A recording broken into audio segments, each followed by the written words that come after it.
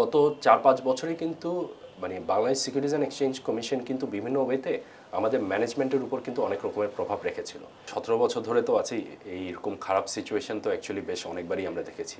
মানে প্রতিবারই মনে হয় যে এটাই সবচেয়ে খারাপ সিচুয়েশন, সামনের দিকে ইনশাল্লাহ দিনগুলি ভালো হবে।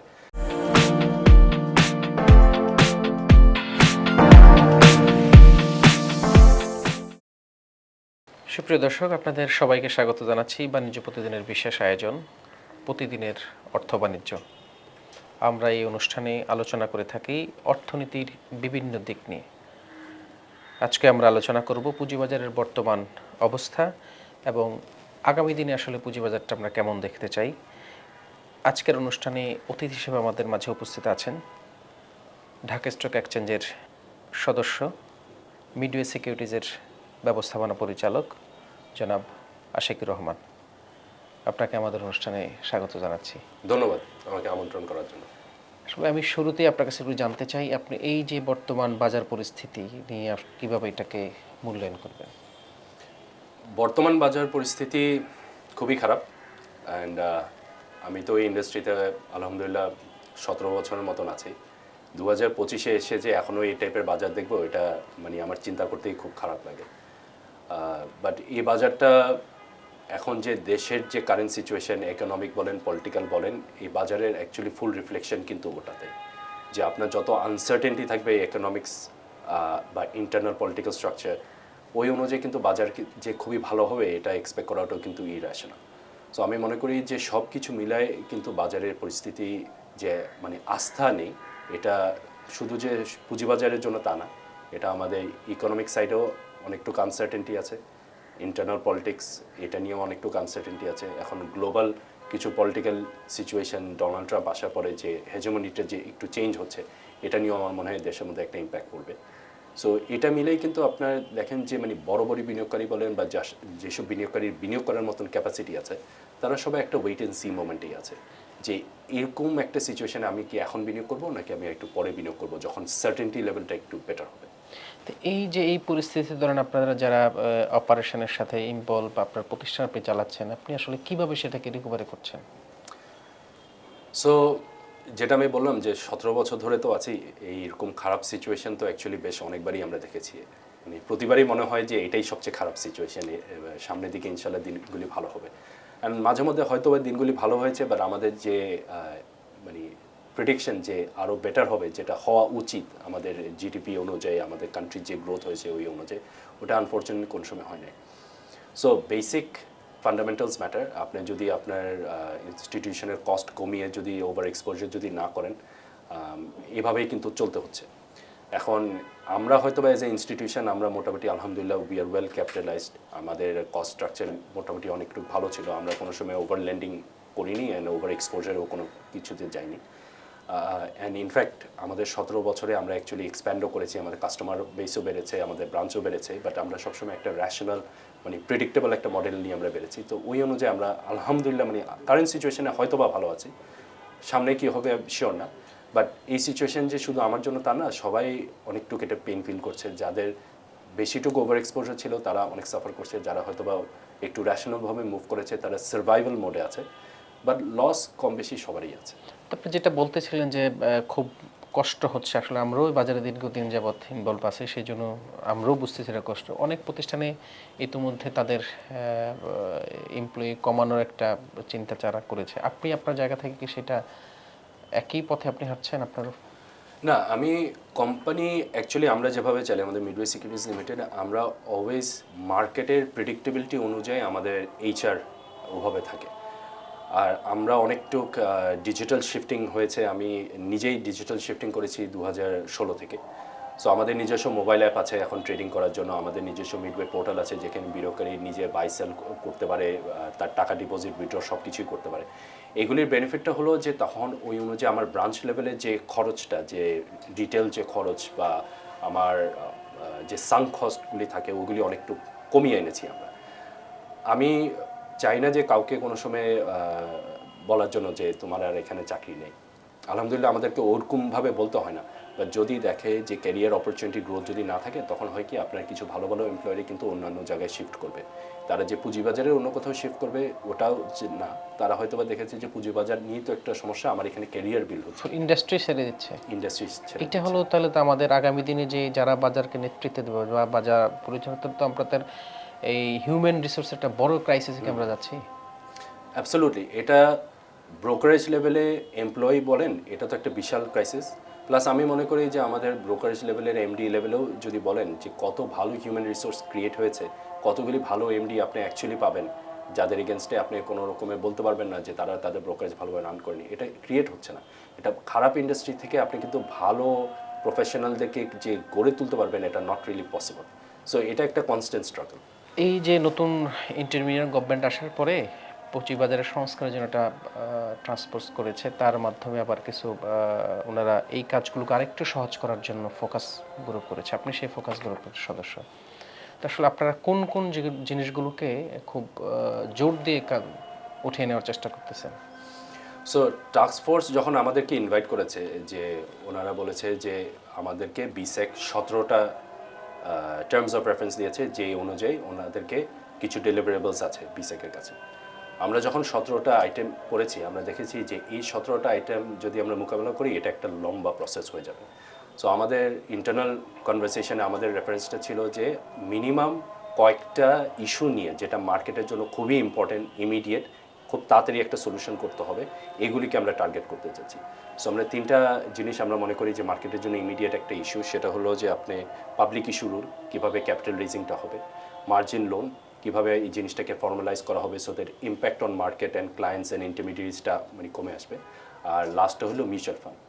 তো আলহামদুলিল্লাহ আমরা অনেকটুকু আমাদের কাজ অগ্রগতি হয়েছে। আই থিঙ্ক মানে এই মাসের মধ্যেও আর কি আমরা কিছু জিনিস টাস্ক ফোর্সকে আমরা ডেলিভার করতে পারবো, অ্যান্ড আশা করি টাস্ক ফোর্স ওটা বিসেককে ডেলিভার করতে পারবে। বাট আমি একটা জিনিস একটু ফোকাস গ্রুপের ব্যাপারে বলতে চাচ্ছি। আমাদেরকে যখন ফার্স্ট ইনভাইট করা হয়েছে, আমরা প্রথমেই একটা জিনিস বলেছি যে আমরা যত রকমের রুলস নিয়ে কাজ করব বা যত রকমের পলিসি নিয়ে আমরা কাজ করব, this time it has to be stakeholder driven. কারণ আগে যেটা হতো, বিসেক তার একটা নিজের ইন্টারনাল কমিটি ক্রিয়েট করতো, তারা একটা মোটামুটি রুলের একটা ড্রাফট ক্রিয়েট করে ফেলতো, স্টেক হোল্ডারদের সাথে খুব অল্প একটা ইন্টারাকশন হতো, জাস্ট পাঠিয়ে দিতে বলতো যে আমরা এই জিনিসটা চিন্তা করছি, আমরা এটা করব। স্টেক হোল্ডারদের যদি ইভেন মেজর কোনো অবজেকশনও থাকে, মানে আমার এক্সপিরিয়েন্সে যে বিসেক থেকে যে আমরা খুব ভালোভাবে বছর পর বছর খুব মানে ভালো ফিডব্যাক পেয়ে যে অনেক কিছু ভালোভাবে মানে প্রফেশনালি চেঞ্জ করতে পেরেছি, ওরকম রিলেশনশিপটা আমি কোনো সময় এরকম দেখিনি। সো এই জিনিসটা যদি এবার না হয়, আমরা প্রথমেই বলেছি যে আমাদেরকে ফার্স্ট স্টেক হোল্ডারদেরকে ইনক্লুড করতে হবে। আমরা স্টেক হোল্ডারদেরকে ইনক্লুড করেই আমরা কিন্তু নেক্সট স্টেপে আগাতে যাচ্ছি, যে আমি বিসেককে প্রেজেন্ট করার আগে আমি আমার স্টেক হোল্ডারদের সাথে কথা বলে what works for the industry, what is best for the industry, এভাবে আমরা জিনিসটা অ্যাপ্রোচ করতে চেয়েছিলাম। সো আলহামদুলিল্লাহ, লেটসে আমি যেটা হয়তোবা বলতে পারবো যে মিউচুয়াল ফান্ডের ব্যাপারে আমরা ইএমসিদের সাথে কথা বলে একটা মোটামুটি একটা ভালো কনসেনসাস নিয়ে কিন্তু আমরা আমাদের ওটা প্রেজেন্ট করছি। এই মার্জিন ইস্যু রুলটা নিয়ে আমরা খুব তাড়াতাড়ি প্রেজেন্ট করবো, যেখানে আমি আমাদের স্টেক হোল্ডারদেরকে নিয়ে আমরা বসবো, we will make our own presentation. তারা তাদের একটা অপরচুনিটি থাকবে তাদের অবজারভেশনগুলি দেওয়া, তাদের যদি কোনো জিনিস মনে করে যে না এই জিনিসটা উই ফিল যে উইল নট বি প্র্যাকটিক্যাল আমাদের মার্কেটের জন্য, ওইটার জন্য we are willing to work. আমরা we are not an alternative to BSEC, we are pro stakeholder. So আমরা স্টেক হোল্ডারদেরকে কীভাবে ইনভাইট করে এনে অ্যাকচুয়ালি একটা রুল ক্রিয়েট করব, রেগুলেশন ক্রিয়েট করব যেটা মার্কেট ফ্রেন্ডলি হবে, এটাই হলো আমাদের অবজেক্ট। আপনারা যেই আসলে প্রতিবেদনটা বা আপনাদের যেই অবজারভেশন আপনারা জমা দেবেন, সেটা হলো বেসিক্যালি স্টেক হোল্ডাররা যা চায় ওই জিনিসটাকে আপনারা জমা দিতে চাচ্ছেন। স্টেক হোল্ডাররা যেটা চায় অবশ্যই, বাট এখানে আমাদেরকে একটু বুঝতে হবে যে আমাদের মার্কেটের আন্ডারস্ট্যান্ডিং যে ইমিডিয়েট রুলস কি দরকার আর মার্কেটকে গ্রো করার জন্য কি রেগুলেশন করা দরকার, এটার মধ্যে কিন্তু অ্যাকচুয়ালি আমাদের অনেকজনের কিছু বোঝার মানে একটা গ্যাপ আছে। সো আমাদের ফোকাস গ্রুপের কাজটা হবে যে এই জায়গাটা ব্রিজ করা, যে ইমিডিয়েট কিছু প্রবলেমস আমরা জানি, হয়তো বা মার্জিন রুলে আপনি দু একটা রুল যদি আপনি একটু চেঞ্জ করে দেন, ফিউচার মার্জিন রুলের ইম্প্যাক্টটা আরও বেটার হবে। বাট আমরা কিন্তু দু একটা জিনিস চেঞ্জ করলেই যে আমার ওভারঅল মার্কেটের যে লং টার্ম ইম্প্যাক্টটা যে বেটার হবে তা কিন্তু না। আমাদেরকে এমনভাবে রুলটা ক্রিয়েট করা উচিত যে এই জিনিসটা will actually work for the foreseeable future. আমি যদি 5 বছর পরে গিয়ে যদি আমাকে আবার নতুন করে যদি রুল করতে হয়, unless and until market dynamics completely change হয়ে থাকে, তার মানে this rule is not a good rule. এটার জন্য যে আমাদের বেশি সময় যাচ্ছে তা না, কেন আমাদের ফোকাস গ্রুপের মধ্যে আমাদের যে লেভেল অফ এক্সপোজার আছে, যে লেভেল অফ আন্ডারস্ট্যান্ডিং আছে, আর আমরা যে লেভেল অফ স্টাডি করে ইন্টারন্যাশনাল বেস্ট প্র্যাকটিস নিয়ে এসেছি, যে জিনিসটা আমাদের দেশের মধ্যে ইমপ্লিমেন্ট করা সম্ভব, আমরা ওইভাবে জিনিসটাকে অ্যাপ্রোচ করছি। সো যখন স্টেক হোল্ডাররা জিনিসটা দেখবে, আমাদের রুলগুলি দেখবে, আমরা আমাদের ব্যাখ্যা দিতে পারবো। যদি ওনারা মনে করে যে না, ওনারা আমাদের থেকে বেটার বোঝাতে পারবে যে না, এই সিচুয়েশনে এই জিনিসটা নট অ্যাপ্লিকেবল, আমরা we are willing to do so. এখানে আমাদের বিসেক থেকে কোনো ম্যান্ডেট নেই যে আমাদেরকে বিসেক স্পেসিফিক ফলো করতে হবে। এটা completely grown by focus group, by the task force. ওখান থেকেই স্টেক হোল্ডাররা তাদের অপিনিয়ন দিয়ে একটা মোর স্ট্রঙ্গার রুল ক্রিয়েট করবে, তারপর আমরা এটাকে বিসেককে আমরা প্রেজেন্ট করবো। আপনারা তো আসলে বিদেশি মার্কেটে ইনভেস্ট করার অভিজ্ঞতা আছে এবং দীর্ঘদিন বাংলাদেশের মার্কেটও আছেন, দুইটা মিলিয়ে আসলে আমাদের যেই মার্জিন লোন, এই মার্জিন রুলকে আসলে ইন্টারন্যাশনালি যেই ধরনের প্র্যাকটিস, ওইটা কি আমাদের এই মার্জিন রুলে আছে? Not necessarily. আমাদের margin rule, actually margin as a product, it's the most profitable product. আমাদের ব্রোকারেজ কমিটি দেখেন বা মার্চেন্ট ব্যাংকিং কমিটিতে দেখেন, এটা অ্যাকচুয়ালি একটা ভেরি প্রফিটেবল প্রোডাক্ট। প্রবলেম যেটা হয়েছে, মার্জিন রুল 1999 যেটা ক্রিয়েট করা হয়েছে, আপনি যদি অ্যাটলিস্ট ওই টু দ্য লেটার ওটা যদি ফলো করতেন, আমাদের আজকে কিন্তু মার্জিনের যে কন্টিনিউয়াস মানে 15 বছর ধরে যে প্রবলেমটা আছে, এই প্রবলেমটা কিন্তু থাকতো না।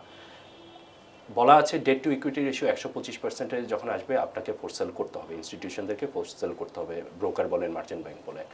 বাট 2010-এ যখন এটা হয়েছে, বিসেক কিন্তু মানে ভার্বালি বলেছে যে কোনো ফোর্স সেল করা যাবে না। এই যে এই রুলগুলি কেন ক্রিয়েট করা হয়েছে, এই রুলগুলি ক্রিয়েট করা হয়েছে আপনাকে মার্কেটকে প্রোটেক্ট করার জন্য, ইনস্টিটিউশনদেরকে প্রোটেক্ট করার জন্য, অ্যান্ড মোটামুটি ক্লায়েন্টদের রিস্ক ম্যানেজমেন্ট মানে ক্যাপাসিটি একটা লিমিট করার জন্য। সো যে রুলটা আপনি ক্রিয়েট করেছেন, যখন অ্যাকচুয়াল প্রবলেম ফেস করছেন, ওই রুলটাকে যদি আপনি সরিয়ে ফেলেন, this creates a huge problem. So আমার পার্সোনাল অপিনিয়ন হলো, মার্জিনের যে নেগেটিভ ইকুইটির যে ইস্যুটা, এটা হলো আমাদের দেশে যেরকম ব্যাংকিং সেক্টরের এনপিএল ইস্যু, এটা কমপ্লিটলি ক্যাপিটাল মার্কেটের জন্য নেগেটিভ ইকুইটি হলো একটা কনকারেন্ট এনপিএল ইস্যু। ইন্টারন্যাশনাল লয়ের সাথে আমাদের মার্জিন রুল অনেকটু অ্যালাইন্ড, বাট এটা পুরোপুরি বলা যাবে না, সিম্পলি বিকজ আমাদের যে প্রোডাক্টস আছে, it's a long equity market. এই মার্কেটের সাথে ম্যাক্সিমাম ভালো ভালো ইন্টারন্যাশনাল ইনস্টিটিউশন বা পুঁজিবাজারে তো অ্যাকচুয়ালি ওইটা না, ওদের তো অনেক রকমের ডাইভার্সিফাইড প্রোডাক্ট আছে। সো ওইটার এগেনস্টে অনেক রকমের মার্জিন রুল আছে, যেটা আমাদের জন্য অ্যাপ্লিকেবল না। আমি মনে করি যে আমাদের অবজেক্টিভ হওয়া উচিত যে আমার কারেন্ট মার্কেটে কী প্রোডাক্ট আছে, এই অনুযায়ী আমাদের একটা মার্জিন রুল ক্রিয়েট করা উচিত, অ্যান্ড এমন একটা স্কোপ রেডি রাখা উচিত যে আমার ফিউচারে যখন আমি ওটা ইমপ্লিমেন্ট করব, এই মার্জিন রুলও যদি ওই প্রোডাক্টের সাথে কাজ করতে পারবে। আপনাদের তো অনেকগুলো আইটেম মানে অনেকগুলো, প্রায় 17টা আইটেম, এটা তো সব আইটেম আসলে এই শর্ট সময়ের ভিতরে করা সম্ভব না। একটা বড় জিনিস হলো পাবলিক ইস্যু রুল। এই পাবলিক ইস্যু রুলের মাধ্যমে আসলে বেসিক্যালি সাপ্লাই চেইনটা ঠিক রাখে। তো এইটা আসলে কতটুকু আগে এগিয়ে নিয়েছেন আপনারা, বা এটাতে আপনারা কী ধরনের ফোকাস দিচ্ছেন? সো আমরা পাবলিক ইস্যু রুলে যেটা করতে চাই, এই জিনিসটা অ্যাকচুয়ালি ইন্টারন্যাশনাল স্ট্যান্ডার্ডে করা সম্ভব। আপনি মার্জিন রুল বলেন, মানে ওইটা প্রোডাক্ট উপরে নির্ভর করে, বাট পাবলিক ইস্যু রুলটা অনেকটু কিন্তু মানে ইন্টারন্যাশনাল স্ট্যান্ডার্ডে আনা উচিত। এখানে বিসেকের তার একটা ভ্যালুয়েশন ক্রিয়েট করে, ওই ভ্যালুয়েশনের মধ্যে থাকাটা, আর যেভাবে অ্যাপ্লিকেশন করা হয় বুক বিলিংয়ে, এই জিনিসটা অ্যাবসার্ড, মানে অ্যাবসার্ড। এটা ওয়ার্ল্ডের কোথাও আমরা ওভাবে দেখিনি, অ্যাটলিস্ট ভালো কোনো স্টক মানে এক্সচেঞ্জ আমরা দেখিনি। So this has to be once again, যারা অ্যাপ্লাই করবে, institution, eligible investor, merchant bank বলেন, স্টক ব্রোকার বলেন, এএমসি বলেন, যারা যারা অ্যাপ্লাই করবে, ভ্যালুয়েশন তারাই ড্রাইভ করবে। অ্যান্ড এটা নিয়ে আমাদের আমরা কোনো রকমের মেট্রিক করে দিতে চাচ্ছি না যে ভেরি হাই ভ্যালুয়েশন হবে নাকি লিমিটেড ভ্যালুয়েশন হবে। Valuation is the most important thing. কারণ এখানে কিন্তু আপনি দেখেন, যখন একটা আইপিওতে আসবেন, এখানে আপনার যেরকম ইস্যুইং কোম্পানি ইনভলভ, যে কোম্পানিটা আসবে, ওইখানে কনকারেন্টলি আপনার ইনভেস্টরদেরও একটা ব্যালেন্স করার চেষ্টা করতে হবে। আমরা পার্সোনালি মনে করি এই ব্যালেন্সিংটা হবে মার্কেটই ডিটারমাইন করবে প্রাইসটা কী হওয়া উচিত। It should be completely market driven. আমরা এভাবেও চিন্তা করছি যে অনেক সময় তো আমরা ফিক্সড প্রাইসেও অনেক রকমের শেয়ার আসে, আদৌ কি ফিক্সড প্রাইসটা কতটুকু যৌক্তিক? কারণ 10 টাকার নিচে কোনো শেয়ার আসতে পারবে না, মার্কেটে অলরেডি অনেক কোম্পানি ট্রেড হচ্ছে 10 টাকার নিচে। এইগুলি কিন্তু একটু র্যাশনালাইজ করা উচিত। সব কিছু আলটিমেটলি বুক বিল্ডিংয়ে হওয়া উচিত। যাদের অপরচুনিটি আছে যে তারা হায়ার প্রাইসে সে কোনো কিছু শেয়ার বিট করতে চায়, সে বিট করবে। মার্কেটে সে যদি এটাকে আরও হায়ার অফলোড করতে পারে, সেটা তার ব্যাপার। বাট এভাবে প্রাইস ম্যানিপুলেশন না করে, let intermediaries decide, and then মানুষ অ্যান্ড বিনিয়োগকারী তাকে নিজে বুঝতে হবে সে কোন আইপিওতে অ্যাপ্লাই করবে, কোন আইপিওতে অ্যাপ্লাই করবে না। আইপিওর আরও অনেক নিউয়েন্স আছে, অনেক রকমের রুলস রেগুলেশন আছে যে নিয়ে আমরা কাজ করছি। বিকজ আমাদের ফুল কাজটা এখনও পর্যন্ত শেষ হয়নি। আমি বাজারে এমন কোনো ইনফরমেশন দিতে চাই না যে জিনিসটা বাজারে একটা মানে অথচ একটা প্যানিক ক্রিয়েট করবে আর কি। বাট আমরা যেটা করতে চাচ্ছি সেটা যদি বিনিয়োগকারীকে প্রোটেক্ট করে ইনশিওর করা যায় যে বাজে বাজে কোম্পানি যদি আইপিও লিস্টেড না হয়। এখানে আমাদের একটা প্ল্যান আছে যেটা আমি বলতে পারবো যে বিসেকে আগে যেটা করতো যে তারা ফুল আইপিও প্রসেসে তাদের একটা 100% কন্ট্রোল ছিল, যে স্টক এক্সচেঞ্জ অনেকগুলি কোম্পানির এগেনস্টে বলেছে যে আমাদের প্ল্যাটফর্মে আমরা এইসব কোম্পানিকে লিস্ট করতে চাই না, তাদের ফাইন্যান্সিয়ালসে আমরা মনে করি কোয়েশ্চেনেবল। এই সিচুয়েশন যদি আমরা না ফেস করি, এই জিনিসটা যদি আপনি অ্যাভয়েড করতে পারেন, স্টক এক্সচেঞ্জকে তাদের মানে ক্ষমতা যদি দিতে পারেন when it comes to listing, and আপনি যদি এনশিওর করতে পারেন ফেয়ার ভ্যালুয়েশন হবে অ্যান্ড টাইম, যে আইপিও লিস্টিংটা যদি খুব অল্প সময়ের মধ্যে করা যায় সো দ্যাট ইস্যুইং কোম্পানিরা ইনসেন্টিভাইজড হয় যে আমি আসবো, এই তিনটা যদি মোটামুটি আপনি ইনশিওর করতে পারেন, তাহলে দেখবেন যে আমাদের মানে সামনে যে আইপিওর যে listing rules regulation, post listing regulation, এগুলো অনেক ভালো হয়ে গেলে মানে বাজারে কিন্তু একটা বিশাল একটা ট্রান্সফরমেশন হবে। বাজারটা শুধুমাত্র এখন ইকুইটি নির্ভর একটা বাজার চলছে। নতুন কোনো প্রোডাক্টের বিষয়ে কি আপনাদের কোনো অবজারভেশন দিবেন? বা অবজারভেশন আছে, ওইটা আমরা সেকেন্ড ফেজে আমরা অ্যাপ্রোচ করতে চাচ্ছি। কারণ একটা নতুন প্রোডাক্ট আপনাকে অ্যাপ্রোচ করতে হলে আপনার অনেক রকমের রেগুলেশন করতে হবে, একটু স্টাডিও করে দেখতে হবে যে কেন নতুন প্রোডাক্ট আসছে না। এটা বলা খুবই ইজি যে কেন নতুন প্রোডাক্ট আসছে না, বাট অ্যাকচুয়ালি সত্যি কথা অর্থে আপনি যখন পেন অ্যান্ড পেপারে যখন পলিসি লেখা শুরু করবেন, আমি পার্সোনালি মনে করি যে আমাদের এই ইন্ডাস্ট্রিতে কিন্তু ওই লেভেলের ডিটেল অ্যানালিসিস কিন্তু করা হয় না। কয়েকটা করা হয়েছে বাট ওটা আবার ইমপ্লিমেন্টও করা হয় না। সো সিন্স আমাদের একটা অপরচুনিটি আছে যে খুব সুন্দরভাবে বাজারটাকে নতুনভাবে ক্রিয়েট করার জন্য, ইমিডিয়েট যে কাজগুলি আছে ওটা করার পরে আমরা নতুন প্রোডাক্টসগুলিকে কীভাবে আনবো, কীভাবে সিসিবিএলকে আমরা অ্যাক্টিভ করব, ওইটার থ্রুতে আমরা যে নতুন নতুন প্রোডাক্টস হেজিং ইনস্ট্রুমেন্ট আনা শুরু করবো, এটা নিয়ে আমরা কাজ করছি। বাংলাদেশে ধরেন দুইটি স্টক এক্সচেঞ্জ, একটা হলো মানে দুটা হলেও মূল আসলে ঢাকা স্টক এক্সচেঞ্জেই। এই ঢাকা স্টক এক্সচেঞ্জ একটা প্রতিষ্ঠানের দীর্ঘদিন তার ম্যানেজমেন্টে এমডি, সিইও, সিডাবলও বা সিটিও, এই যে পদগুলো খালি, এটা কি আসলে এই স্টক এক্সচেঞ্জের জন্য বা একটা পুঁজিবাদের জন্য কতটুকু ইয়ে আর কি? আনফর্চুনেট অ্যান্ড মানে আমাদের জন্য শেমফুল। আমরা তো স্টক এক্সচেঞ্জের শেয়ার হোল্ডার, মানে এটা আমাদের জন্য অ্যাবসোলুটলি একটা শেমফুল সিচুয়েশন যে আমার এখানে এমন পজিশন আছে যে ম্যানেজিং ডিরেক্টর, মানে যদি আমি ঢাকা স্টক এক্সচেঞ্জে গত 15 বছরের টার্ম যদি দেখি, কয়জন ম্যানেজিং ডিরেক্টর তাদের ফুল টার্ম শেষ করতে পেরেছে ভার্সেস কজন আমরা ম্যানেজিং ডিরেক্টর এসেছে এক বছরের মাথায় তাদেরকে মানে চলে যেতে হয়েছে। সিটিওর ব্যাপারেও একটি জিনিস, কারণ এক্সচেঞ্জ তো অনেকটু টেকনোলজিক্যালি ড্রিভেন। সো আমি প্রথমে যেটা মনে করি যে এটা has to be driven by the board. প্রতিটা কোম্পানির management is actually govern by the board. আপনার বোর্ড যদি সলিড হয়ে থাকে তখন সে বুঝবে যে কী টাইপের ম্যানেজমেন্ট তাকে অ্যাকচুয়ালি হায়ার করা উচিত। অ্যান্ড প্রতিটা ম্যানেজমেন্টের এগেনস্টে কিন্তু কেপিআই দেওয়া উচিত। আমাদের দেশে যেটা হয়, বা অ্যাটলিস্ট আমি আমার স্টক এক্সচেঞ্জে দিয়েছি, যে কোনো হায়ারিংয়ের সময় কিন্তু ভালোভাবে কোনো কেপিআই কিন্তু দেওয়া হয় না। সো ওই জন্য আপনি অ্যাকচুয়ালি যখন তাদের রিনিউয়ালের ব্যাপারে আছে বা ইয়ারলি মানে অ্যানালিসিসের উপর যখন আসবেন যে অ্যাকচুয়ালি পারফরমেন্স কীরকম ছিল, মানে there is no metric to search. একবার যখন কেউ ঢুকে যায়, ইদার কোনো স্ক্যান্ডেলের জন্য বের হয়ে যাচ্ছে, নাহলে কোনো বোর্ডের সাথে মলমিত হচ্ছে না ওই জন্য বের হয়ে যাচ্ছে। This is not a professional way to run an exchange. মানে Dhaka stock exchange is very lucky যে তার competitor Chittagong stock exchange is not doing anything better. যদি আজকে ফেয়ার কম্পিটিশন যদি হতো, তাহলে কিন্তু চিটাগং স্টক এক্সচেঞ্জ যদি আরও বেটার ম্যানেজমেন্ট থাকতো, বেটার বোর্ড থাকতো, তাহলে কিন্তু মার্কেট শেয়ার নিয়ে নিতে পারতো ট্রেডিংয়ের জন্য। সো আই থিঙ্ক বিকজ ওই প্রেশারটা হয়তো বা নাই ঢাকা স্টক এক্সচেঞ্জের উপর, হয়তো মানে ম্যানেজমেন্ট ভালোভাবে সিলেকশন হচ্ছে না। বাট এটাও সত্যি যে গত 4-5 বছরে কিন্তু মানে Bangladesh securities and exchange commission কিন্তু বিভিন্ন ওয়েতে আমাদের ম্যানেজমেন্টের উপর কিন্তু অনেক রকমের প্রভাব রেখেছিল। অ্যান্ড এটা আপনারা নিজেরাও ওয়াইডলি অনেকটুকু রিপোর্ট করেছেন, মানে মিডিয়াতে বলেন, সব কিছুতে বলেন। So BSEC going forward should realise যে Dhaka stock exchange is a completely private limited company. তার একটা বোর্ড আছে, even 25% is own by foreign shareholders is well. মানে এরকম একটা কোম্পানি, এরকম একটা স্কেল, যার একটা বিশাল বড় একটা মানে হিস্ট্রি আছে, এখানে আপনারা অ্যাকচুয়ালি ইনভলভ না হওয়াটাই আমি মনে করি বেটার। এটা আমার বিসেকের প্রতি আমার আহ্বান থাকবে। অ্যান্ড বোর্ড শুড ডিসাইড যে ম্যানেজমেন্ট কীভাবে স্ট্রাকচার করা উচিত, কেপিআই দেওয়া উচিত। যদি সে কেপিআই না মিট করতে পারে, তাকে বলা উচিত যে look, there is the door, you should leave. এটার জন্য আসলে শুধু বিএসএসি দেয়, আমরা তো বিভিন্ন সময় শুনেছি স্টক এক্সচেঞ্জের বিভিন্ন মেম্বারদেরও একটা এক ধরনের প্রভাব থাকে যে কে এমডি হবে, কে যাবে, আর কাকে রাখবো কাকে রাখবো না। সো আপনি দেখেন, আপনার লাস্ট কোয়েশ্চেনের প্রথমেই আমি কিন্তু বলেছি যে এটা বোর্ডের উপর নির্ভর করে যে বোর্ড কীভাবে গভর্ন করবে।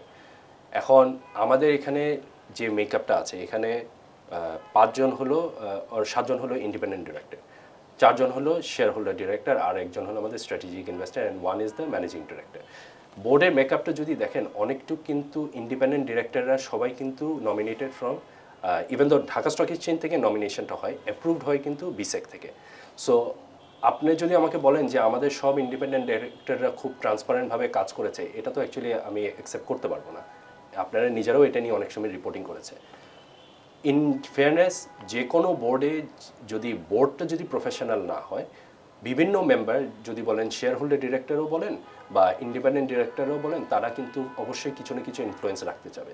আপনি যদি ব্যাংকদের ব্যাপারেও যদি দেখেন, পাবলিক লিস্টেড কোম্পানিতে কে এমডি হবে, এটা নিয়েও কিন্তু অনেক নিজেদের ইন্টারনাল অনেক রকম স্ট্রাগল হয়। But at the end of the day, এটা যে শুধু বিসেক প্রবলেম বা না শুধু ডিএসসি বোর্ড প্রবলেম, এটা আমি মনে করি সব জায়গায় প্রবলেম। বিকজ রেজাল্ট তো আমরা দেখছি, আমার কোনো এমডি নেই, আমার সিটিও মানে এখনও পর্যন্ত কেউ নেই। Where is this is a more of a technology কোম্পানির নাওয়াডেজ। আর সি ডাবলও ইম্পর্টেন্ট, বাট যদি মার্কেট যদি বড় না হয়, সি ডাবলও পজিশনটা দিয়েও যে কী বেনিফিট হবে আমি শিওর। সো এই জিনিসগুলির জন্য এভরিওয়ান ইজ রেসপন্সিবল, অ্যান্ড এটার রেসপন্সিবিলিটি তাদের নিজেদেরকে নিয়ে বোঝা উচিত যে আগে যেটা হয়েছে let's just forget, we have a unique opportunity to create something big. So এখনই আমাদেরকে সবাই ইনভলভ হয়ে অ্যাকচুয়ালি ওভাবে পজিটিভলি কাজ করা হচ্ছে। 2010 সালে যে মার্কেটে ধস হওয়ার পরেই কিন্তু যেই কমিটি হলো, কমিটি রিপোর্টের ভিত্তিতে আমরা ব্যবস্থাপনা থেকে মালিকানা পৃথককরণটা দেখলাম বা চলছে সেভাবে। আসলে যেই উদ্দেশ্যে এই ডিমিউচুয়ালাইজেশন হয়েছে, সেইটা কি আসলে ওইভাবে কাজ করছে কোনো ধরনের? না, মানে কিছু জায়গায় কাজ করেছে, বাট ওভারঅল যদি আপনি দেখেন, মানে মার্কেট ইজ ইয়োর অ্যান্সার, যে মার্কেটটা তো খারাপ। সো ডিমিউচুয়ালাইজেশন করাই হয়েছিল সো দ্যাট ওভারঅল মার্কেটটা যদি ভালো করা যায়, স্টক এক্সচেঞ্জ যদি ওয়েল গভর্ন হয়ে থাকে। সো আপনার যদি 2025-এ এসে যদি দেখেন যে মার্কেটে মাত্র 300 কোটি টাকা থেকে 400 কোটি টাকার অ্যাভারেজ টার্নওভার যদি থাকে, আমরা অ্যাকচুয়ালি তাহলে কী ডেভেলপমেন্টেই হয়েছে।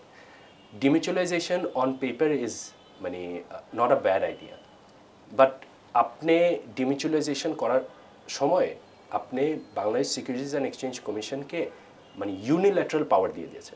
সো কী হয়েছে, হয়তোবা আগে ছিল স্টক এক্সচেঞ্জের কাছে অনেকটুকু পাওয়ার, এখন হয়ে গেছে এটা বিসেকের কাছে অনেকটুকু পাওয়ার। এখন এইটাতে যেটা হয়েছে যে বিসেকের থ্রুতেই এখন যত রকমের মানে প্রবলেম ক্রিয়েট করা হয়েছে, যত রকমের ক্রাইম যেগুলি ক্রিয়েট করা হয়েছে, এগুলি বিসেকের থ্রুতেই এখন হয়েছে। অ্যান্ড এটা তো এখন ওয়াইডলি রিপোর্টেড। আমরা তো অলরেডি দেখেছি যে কি বলে আমাদের পাস্ট চেয়ারম্যানকে কিন্তু এখন গ্রেফতার করা হয়েছে। সো এই জিনিসটা তো খুবই একটা আনফর্চুনেট জিনিস, বিকজ তাহলে এটা তো পলিসি মেকারদের একটু বোঝা উচিত যে আমি যদি মানে কন্ট্রোল গভর্নেন্স পাওয়ার সব যদি আমি একটা ইনস্টিটিউশনকে দিয়ে দিই, অন্য ইনস্টিটিউশন কিন্তু আলটিমেটলি সাফার করবে। It is in my opinion very easy to understand যে স্টক এক্সচেঞ্জের কিছু রুলস থাকবে, স্টক এক্সচেঞ্জ তার নিজের ওয়েতে সে গভর্ন করবে, বিকজ সে কিন্তু একটা প্রাইমারি রেগুলেটর। সে যদি তাকে তার নিজের ওয়েতে যদি গভর্ন করতে দেন, তখন বিসেক যেটা করবে যে ঠিক আছে, স্টক এক্সচেঞ্জকে আপনি ধরবেন যে তুমি জিনিসগুলি তোমার নিজের ইন্টারনাল রুলসগুলি তুমি কেন গভর্ন করছো না। আউটসাইড ইনফ্লুয়েন্স যতক্ষণ পর্যন্ত থাকবে একটা ইনস্টিটিউশন কাজ করতে পারবে না। ওই জন্য আমাদের স্টক এক্সচেঞ্জও কিন্তু ভালোভাবে গ্রো করতে পারেনি। ওয়ার্ল্ডের সব জায়গায় আসলে পুঁজিবাজারটা টোটালি অটোমেটেড থাকে, তো সেই কেন্দ্রে ওই আমরাও দীর্ঘদিন যাবত এই জিনিস শুনছি, কিন্তু অটোমেশন কি আসলে পুঁজিবাজারে সেভাবে কাজ করছে বা অটোমেশন হচ্ছে? আমাদের প্রোডাক্ট অনুযায়ী ওভাবে হয়তো বা অটোমেশন হচ্ছে না। এখন অটোমেশনে আপনার অনেক রকমের বেনিফিট আছে। এখন যদি আমি মনে করি যে আমাদের এখানে টার্নওভার খুব লো, কারণ আপনার অর্ডারগুলি হচ্ছে মানে হিউম্যান সেন্ট্রিক, যে আপনার একজন অথরাইজ রিপ্রেজেন্টেটিভ, একজন বিনিয়োগকারী, সে নিজে অর্ডার দিচ্ছিলেন। আপনি যদি কিছু লিকুইডিটি বাড়াতে চান, আপনি হাই ফ্রিকোয়েন্সি ট্রেডিং হয়তো বা ইনজেক্ট করতে পারেন, আপনি অটোমেটেড ট্রেড ইনজেক্ট করতে পারবেন, যেটাতে হবে কি কম্পিউটার বেস কিন্তু লজিক বেসড ডিসিশনগুলি হবে। এগুলির পজিটিভ একটা বড় ফ্যাক্টর হলো যে আপনি যখন এটা করবেন তখন আপনার মার্কেটের লিকুইডিটি বাড়বে, কারণ তাদের ওই সব অ্যালগোর মধ্যে কিন্তু ওদের প্রফিট যে আমাকে 5% 10% জেনারেট করতে হবে তা না। তাদের প্রফিটটা হবে যে খুব মিনিস্কুল, লেস দেন 1%-এর মধ্যে যদি প্রফিট হয়, সে সঙ্গে সঙ্গে বেঁচে দিবে, তারপর আবার সে আরেকটা প্রাইস কিনবে। এটাতে কিছু লিকুইডিটি ক্রিয়েট করে। এগুলিতে যে আবার প্রবলেম নেই তা না, অবশ্যই প্রবলেম আছে, বাট আপনি যখন ফুল অটোমেশন হিসাবে যখন চিন্তা করবেন, আপনাকে টেকনোলজিকে আরও ইউজ করতে হবে। যেটা আমি মনে করি যে আপনার আরেকটা অটোমেশন যেটা খুব ইমিডিয়েট করা উচিত, এই যে পিএসআই যেভাবে আসছে, একটা ইস্যুইং কোম্পানি সে Dhaka stock exchange, Chittagong stock এক্সচেঞ্জকে ফিজিক্যালি পাঠাচ্ছে যে আমার পিএসআই কী হবে। ডিএসসি সিএসসি এই জিনিসটা দেখে মানে হিউম্যান ইন্টারভেনশনটা দেখেন, ওরা দেখে তারপর এটাকে অনবোর্ড করছে তার ওয়েবসাইটে। এখানে কিন্তু একটা টাইম গ্যাপ আছে। সো এখানে কিন্তু একটা পার্সন সে আগে থেকে জানছে কোম্পানির কিছু ইনসাইড ইনফরমেশন, যেটা কিন্তু তার জানা উচিত না। সো এই যে টাইম গ্যাপটা, এই টাইম গ্যাপের মধ্যেও কিন্তু অনেক রকমের ম্যানিপুলেশন হতে পারে। আমাদের জন্য ইন্টারন্যাশনাল স্ট্যান্ডার্ড অনুযায়ী যেটা করা উচিত, যেটা অলরেডি বাইরের দেশে করে, ইস্যুইং কোম্পানির একটা অটোমেটেড একটা পোর্টাল থাকবে যেখান থেকে তারা নিজেরাই ইনফরমেশন ডিসক্লোজ করবে টাইম মতো। কোনো কারণে যদি ইস্যুইং কোম্পানি রং ইনফরমেশন দেয়, তখন ওইটার জন্য রুলস রেগুলেশন থাকবে, যেখানে বিসেক অ্যান্ড এক্সচেঞ্জ মিলে দোনোজন ইস্যুইং কোম্পানিকে পানিশমেন্ট করবে, যে তুমি ভুল ইনফরমেশনটা লঞ্চ করেছো, তোমাকে এটার একটা পানিশমেন্ট ফেস করতে হবে। বাট আমরা কি করছি, সব রকমের রেসপন্সিবিলিটি আমরা শিফট করে ফেলছি এক্সচেঞ্জের উপর। এটা কিন্তু অ্যাকচুয়ালি এক্সচেঞ্জের কাজ না। সো বিভিন্ন রকমের অটোমেশনের ক্যাপাসিটি আছে। এইটা তো আসলে একটা বড় অভিযোগ, যে এই যে আপনি যেটা বলছিলেন যে কোম্পানিগুলো ইনফরমেশন দেওয়ার পরে সেটা মোটামুটি যাচাই বাছাই করে তাদের ওয়েবসাইটে পাবলিশ করে, ইন দ্য মিন টাইম অনেক সময় চলে যায়। কি এমন কিছু ঘটনা ঘটেছে 2-3 দিন পরেও যায় সেটা আপলোড হয়েছে। এর মাধ্যমে কি কিছু লোক তো বেনিফিশিয়ারি হচ্ছে? এটা আমাদের অ্যাজাম্পশন করতে পারি, বিকজ আমরা তো ইনভেস্টিগেশনের মধ্যে নেই। সো এটা ডিএসসি নিজেরা ইন্টারনাল ইনভেস্টিগেশন, বিসেক তাদের নিজেরা ইনভেস্টিগেশন করে বলতে পারবে যে অ্যাকচুয়ালি কাজটা হচ্ছে নাকি না। আমার অ্যাজাম্পশন হলো যে আমশিওর যে বিভিন্ন ইনসিডেন্ট এরকম হয়েছে, বাট এটাও সত্যি যে আর্নিং সিজন যখন আসে তখন কিন্তু একসাথে 350 কোম্পানির কিন্তু একই ইনফরমেশন কিন্তু অল্প সময়ের মধ্যে কিন্তু Dhaka stock exchange and Chittagong stock এক্সচেঞ্জকে ফেস করতে হয়। সো যেই টিম আছে তাদের কতজন অ্যাকচুয়ালি লোক আছে যে তারা এই ইনফরমেশনগুলি ডিসেমিনেট করতে পারবে টাইম মতো। এই জন্যই বলছি যে আপনি এটাকে অটোমেশনের মধ্যে যদি নিয়ে আসেন, আপনার এই বারবার চিন্তা করা যে এখানে কি কোনো রকমের কারসাজি হচ্ছে নাকি না, এই জিনিসটাকে আপনি অ্যাভয়েড করতে পারবেন। বাংলাদেশের মার্কেটে ইতোমধ্যে ওএমএস এর একটা চালু হয়েছে, সেক্ষেত্রে ধরুন আপনার প্রতিষ্ঠানের এখনকার অবস্থানটা কি? আলহামদুলিল্লাহ, আমরা তো অলমোস্ট 1 থেকে 1.5 বছর আগে আমরা মানে বোর্ড লেভেলে আমরা ডিসাইড করেছি যে আমরা এটাকে এক্সপ্লোর করবো। And we have already onboarded a very good company, যে কারণে আমরা আমাদের নিজেদের mobile apps and order management system আমরা অনবোর্ড করে ফেলেছি। এটা আমাদের বিনিয়োগকারীদেরকে আস্তে আস্তে আমরা অলরেডি সবাইকে অ্যাক্সেস দিচ্ছি। এটা যে শুধু কারেন্ট মার্কেটের জন্য আমরা চিন্তা করে আমরা ওটা করছি তা না, এটা হলো আমরা ফিউচার মার্কেটগুলিকেও চিন্তা করে দেখছি। কারণ একজন বিনিয়োগকারী যদি দেখেন, সে ঢাকা স্টক এক্সচেঞ্জে অলমোস্ট 300টা ব্রোকার আছে। 300টা ব্রোকারের মোটামুটি সবার সার্ভিস, লিগাল সার্ভিস সে কী প্রোভাইড করতে পারে, মোটামুটি একই জিনিস। সো ক্লায়েন্টসরা সবসময় ডিফারেন্সিয়েটিং প্রোডাক্ট খুঁজে। আমাদের সাথে যেসব ক্লায়েন্টরা আছে, দে আর ইউজিং আমাদের অ্যাপ, মোবাইল অ্যাপ, যেটার নাম হলো কুইক ট্রেড প্রো। আপনি অনলাইনে গিয়েও সার্চ করলেও আপনি পেয়ে যাবেন। এটাতে আপনার যে লেভেলের মানে ইউজার ইন্টারফেস ইজিভাবে ইউজ করা। অ্যান্ড আমাদের লাস্টের যে প্রো, মানে আমি যদি আমাদের নামের ব্যাখ্যাটাই দিই, আমাদের প্রথমে হলো কুইক ট্রেড প্রো। কুইক হলো যে বিনিয়োগকারী যতই বিনিয়োগ করুক স্টক মার্কেটে, সে কিন্তু একটা জিনিস খুব সুন রিয়েলাইজ করবে, সবচেয়ে আগে মুভ করাটা কিন্তু ইজ ভেরি ইম্পর্টেন্ট স্টক মার্কেটে, the first movers advantage. So ওই জন্য আমরা এটাকে কুইক দিয়েছি। ট্রেড হলো আপনি ট্রেডিং করবেন, সো কুইক ট্রেড। আর প্রো ভার্সনটা আমরা লাস্টে যেটা দিয়েছি, যে আমরা নিজেরাই ডিসাইড করেছি যে একজন ডিলার টার্মিনাল, অথরাইজড রিপ্রেজেন্টেটিভ, অনেক রকমের প্রফেশনাল টুলস থাকে, আমরা এই টুলসগুলি ফ্রি অফ চার্জ আমার সব বিনিয়োগকারীকে আমি দিয়ে দিচ্ছি। So that's called pro, the professional version. So আমার অথরাইজড রিপ্রেজেন্টেটিভ আমার ডিলার টার্মিনালে যে রকমের ইনফরমেশন বা যে রকমের মানে এক্সেসিভ টুলস থাকে একটা প্রফেশনাল গ্রেডে, ওইগুলির ম্যাক্সিমাম সব আমার বিনিয়োগকারী পাবে। সো এই জন্যই আমরা উই আর ভেরি আলহামদুলিল্লাহ মানে উই আর ভেরি হ্যাপি যে এই জিনিসটা আমরা জানুয়ারি মাসে লঞ্চ করেছি। অ্যান্ড আমার বিনিয়োগকারী থেকে আমরা খুবই ভালো ফিডব্যাক পাচ্ছি, যে দে আর ভেরি হ্যাপি যে এরকম একটা মানে মোবাইল অ্যাপ তারা পাচ্ছে আর কি বিনিয়োগ করার জন্য। আপনারা কি আসলে এখন শতভাগ এই ওএমএস এর মাধ্যমে ট্রেড করতেছেন? না, আমরা শতভাগ যে বলবো তা না, ম্যাক্সিমাম বিনিয়োগকারী যারা মোবাইল অ্যাপের থ্রুতে করছে তারাই মোটামুটি আসছে। বাট আমি একটু কনজারভেটিভ ইন নেচার, বিকজ আমি মনে করি যে আমরা যত ভালোভাবে একটা প্রোডাক্ট রেডি না করি, প্রোডাক্টের কিছু মার্কেট সিনারিও টেস্টিংয়ের ব্যাপার থাকে। বিকজ আমরা জানুয়ারি মাসে লঞ্চ করেছি, আমার মার্কেটে অ্যাভারেজ টার্নওভার ছিল 350 কোটি টাকা। যখন মার্কেটে ইনশাল্লাহ যদি 2000 কোটি টাকা যদি হয়, আমাকে বুঝতে হবে যে আমার সিস্টেম কতটুকু স্ট্রেস টেস্টিং নিতে পারবে। সো আমরা শতভাগ ইচ্ছা করে এখনও পর্যন্ত করিনি। অ্যান্ড এটা আমার যে নেসেসারি যে এখনই করতে হবে, নট নেসেসারি। আমাদের কন্ট্রাক্ট অনুযায়ী আমরা কিন্তু আরও লম্বা সময় নিতেও পারি। আমার জন্য সবচেয়ে ইম্পর্টেন্ট হলো আমার বিনিয়োগকারীর যে তার ট্রেড, তার অ্যাকাউন্টস, এগুলি সিকিওর থাকা। কারণ আলটিমেটলি একটা brokerage is a financial institution, যেখানে এটা is all based on trust. আমার বিনিয়োগকারী যদি আমার উপর বিশ্বাস রাখে যে আমি যে সিস্টেম প্রোভাইড করছি এই সিস্টেম ইজ ফুল প্রুফ, তখনই সে এখানে বিনিয়োগ করবে, তখনই কিন্তু আমার সাথে সে থাকবে। যদি আমার সিস্টেমের মধ্যে যদি প্রবলেম হয়ে থাকে, যে কোনো সিস্টেমে হতেই পারে। হ্যাঁ, এটাকে আমাকে আইডেন্টিফাই করা উচিত আমার বিনিয়োগকারী আইডেন্টিফাই করার আগে। সো আমরা টেস্টিং করে আমরা ওইভাবে গ্র্যাজুয়াল যে লঞ্চটা করেছি, যে কোনো বিনিয়োগকারী আমার কোম্পানিতে ওরা যদি বলে যে স্যার আপনি আমাকে এটা দিয়ে দেন, আমরা কিন্তু ওনাদেরকে ওপেনলি আমরা অ্যাপটা দিয়ে দিচ্ছি, এটার জন্য আমাদের কোনো এক্সট্রা চার্জ নেই। আমরা শুরুতে একটু শুনছিলাম, আপনি বলছিলেন যে আসলে এই যে পুঁজিবাজার আমরা যে সময়ই পতন হয়ে মনে করি যে এটাই হলো সর্বশেষ, এরপরে আর কিছু হবে না। তো এই শেষ হতে হতে মোটামুটি এই পর্যন্ত অনেক জিনিসই দেখলাম। এখনকার যে সিচুয়েশন, এই সিচুয়েশন থেকে আসলে বাজার সামনের পজিশন আপনি কেমন দেখছেন? আমি ন্যাচারালি অনেকটু অপটিমিস্টিক পারসন। আমি মনে করি যে মানে প্রতিটা খারাপ সিচুয়েশন হলো একটা ভালো সময়ে আপনার রিফর্ম করে নতুন পলিসি ক্রিয়েট করে মার্কেটটাকে আগানোর জন্য। এখন আমাদের পুঁজিবাজারটা কিন্তু ইজ ইকোনমিক সাইডে কিন্তু রিলেটেড। আপনার ইকোনমি যদি আমরা ভালোর দিকে যাই, আমার পুঁজিবাজার কিন্তু ভালোর দিকে যাবে। আমরা যে জিনিসটা এখনও পর্যন্ত কথা বলিনি বা যেটা আমার অ্যাকচুয়ালি বলা উচিত, পুঁজিবাজার is very interest rate sensitive. আপনার interest broad spectrum interest rate হলো আপনার 12%-এর উপরে। এখন এখানে বিজনেসটা কিভাবে অপারেট করবে আর মার্কেটে কিভাবে টাকা ঢুকবে, আপনি যদি জেনুইনলি চিন্তা করে দেখেন, এটা আনহার্ড অফ। কারণ আপনি এরকম হাই এলিভেটেড ইন্টারেস্ট রেটে যে আপনি মার্কেট খুবভাবে ভালোভাবে চলবে তা কিন্তু না। সো যতক্ষণ না পর্যন্ত ইন্টারেস্ট রেট ফল করে, অ্যান্ড যেটা আমি মনে করি যে সামনের দিকে এটা ফল করবে, ততক্ষণ পর্যন্ত কিন্তু পুঁজিবাজার খুব ভালোভাবে বাড়বে না। কেউ যদি আমাকে বলে যে হঠাৎ করে টার্নওভার 600-700 কোটি টাকায় আসলো অ্যান্ড আমরা এটা নিয়ে খুব হ্যাপি, আমি তো বলতে পারবো না আমি এটাতে হ্যাপি। কারণ আমি নিজে 2000-3000 কোটি টাকার ডেইলি ট্রেড দেখেছি। ওইখান থেকেই কিন্তু অ্যাকচুয়ালি মিনিমাম একটা মার্কেট অপারেশন কিন্তু প্রফিটেবিলিটি অপারেটভাবে করা যায়। 600-700 কোটি টাকা নিয়ে যদি আমরা স্যাটিসফাইড হই, আমি বলবো যে আপনারা হয়তো স্যাটিসফাইড হতে পারেন, আমরা হতে পারবো না। বিকজ আমাদের যে লক্ষ্য, যে পুঁজিবাজারকে আমরা যে জায়গায় নিয়ে যেতে চাই, একটা গ্লোবালি একটা কম্পিটিটিভ এরিয়াতে নিয়ে যেতে চাই, তার জন্য আমার কিন্তু ইনভেস্টরের পার্টিসিপেশনটা আরও বেশি থাকা উচিত।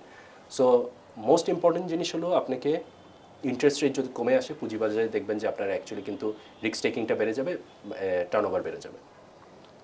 ভালো ভালো আইপিও আপনি যদি লিস্টিং করেন, ইন্ডাস্ট্রিতে যে বিভিন্ন রকমের প্রবলেম আছে এগুলি যদি মোটামুটি কিছু সলভ করতে পারবেন বা রেগুলেশন করতে পারবেন দ্যাটস মোর মার্কেট ফ্রেন্ডলি, তখনই দেখবেন যে পুঁজিবাজার ভালো দিকে যাবে।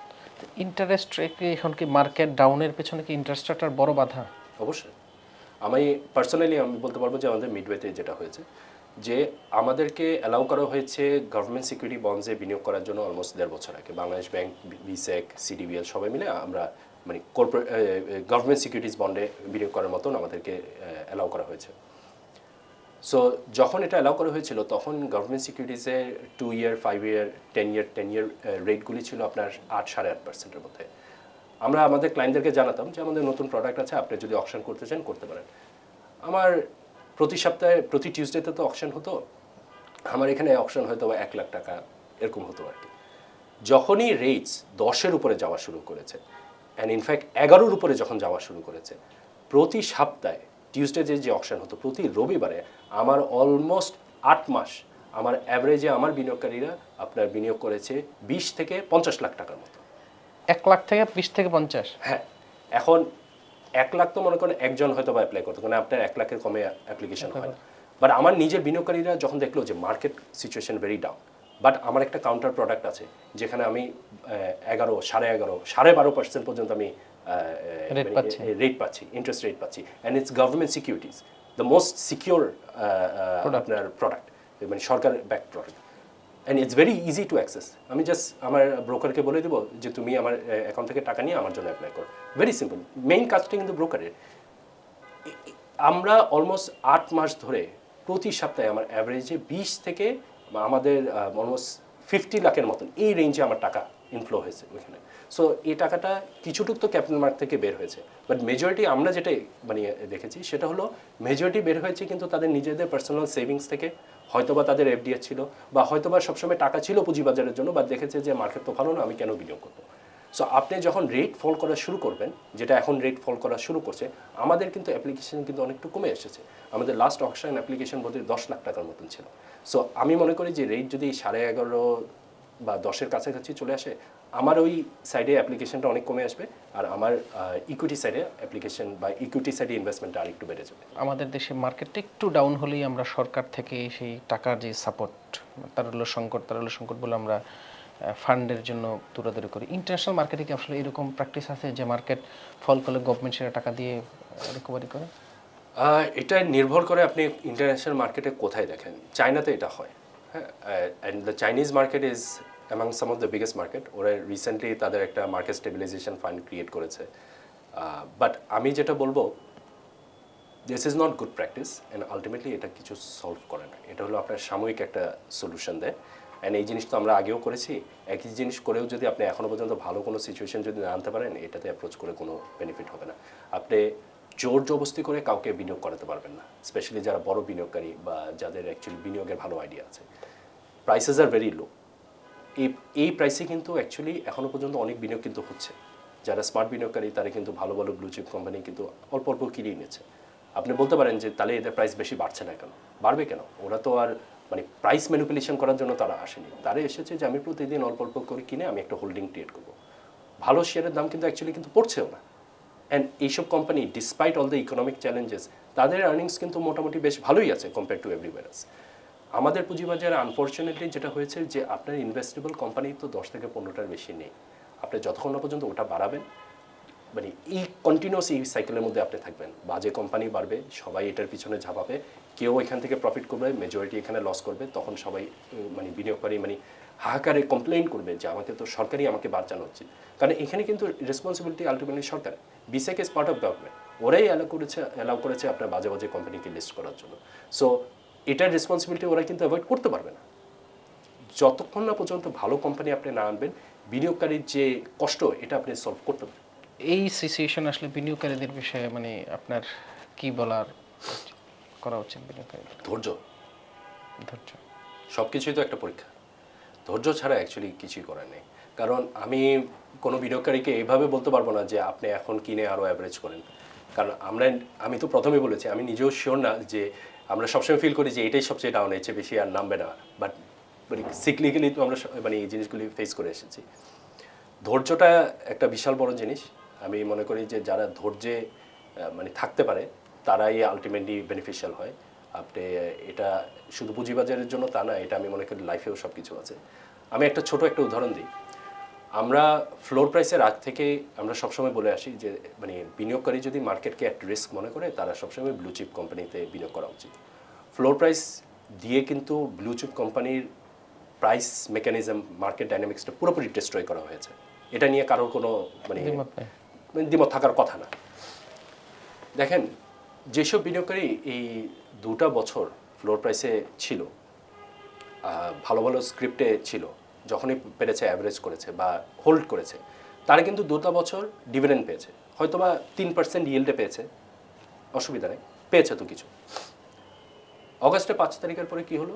যেই কোম্পানিগুলি সবচেয়ে বেশি সাফার করেছে আপনার এই গত 2 বছর ফ্লোর প্রাইসের কারণে, তাদের প্রাইস বেড়েছে 40 থেকে 60%। এটা কি সত্যি না? এটা অবশ্যই সত্যি। 1000 পয়েন্ট তো বেড়েছে অগাস্টের 6 তারিখ থেকে আপনার 9 তারিখ পর্যন্ত।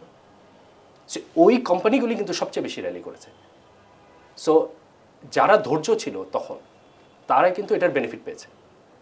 হয়তো বা মোস্ট লাইকলি সেল করেছে, যদি নাও সেল করে এটা তাদের ব্যাপার। বাট ইট হ্যাজ প্রুভেন যে যখন ফেয়ার মার্কেট ডাইনামিক্সটা ফেরত আসে তখন কিন্তু ভালো কোম্পানি উঠে যায়। এখন যেসব বিনিয়োগকারী বিভিন্ন কোম্পানিতে বিনিয়োগ করে দিয়েছে, সে ভালো কোম্পানিরও হয়তো বা লস আছে, সে খারাপ কোম্পানিরও তার হয়তো বা লস আছে। এটার কোনো সলিউশন নেই।